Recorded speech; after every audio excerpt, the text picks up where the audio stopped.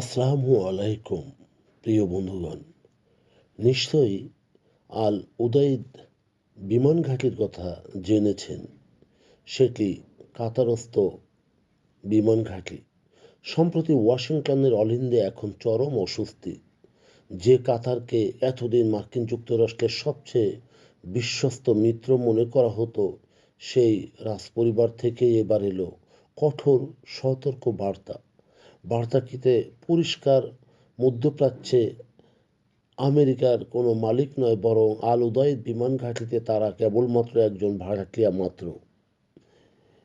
ইরানের সাথে বাড়তে থাকা উত্তেজনা এবং গাজা ইস্যুতে উত্তাল মধ্যপ্রাচ্যের মাঝে দোহা মনে করিয়ে দিল, আমেরিকা সবচেয়ে বড় যে এয়ারক্রাফটটি ব্যবহার করে সেটি অনুমতি চিরস্থায়ী নয়।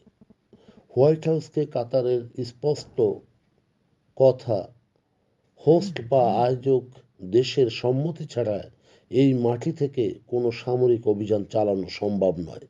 কেন এই আকস্মিক সুরবদল কাতারের? যখন একের পর এক রেড লাইন টানছে, তখন মধ্যপ্রাচ্যের মিত্ররা আর আমেরিকার হয়ে প্রক্সি যুদ্ধে জড়াতে রাজি নয়। আল উদাইদ মার্কিন বিমান ঘাঁটিটি আমেরিকার আকাশপথের অপারেশনের জন্য এক হৃৎপিণ্ড স্বরূপ।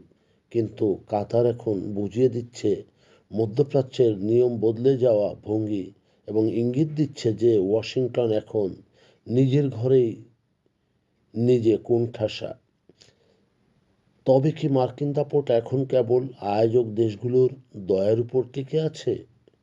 মধ্যপ্রাচ্যের শক্তির ভারসাম্য যেভাবে পাল্টাচ্ছে, তাতে আল উদাইদ কি শেষ পর্যন্ত আমেরিকার জন্য একটি সোনার খাঁচা হয়ে দাঁড়াবে? প্রিয় বন্ধুগণ, যদি আমাদের এই তথ্য গল্প আপনার ভালো লাগে, তাহলে লাইক এবং শেয়ার দিন। এবং এখন আজ আমাদের সঙ্গে থাকার জন্যে ধন্যবাদ। আমাদের ফলো দিন এবং সাবস্ক্রাইব করুন।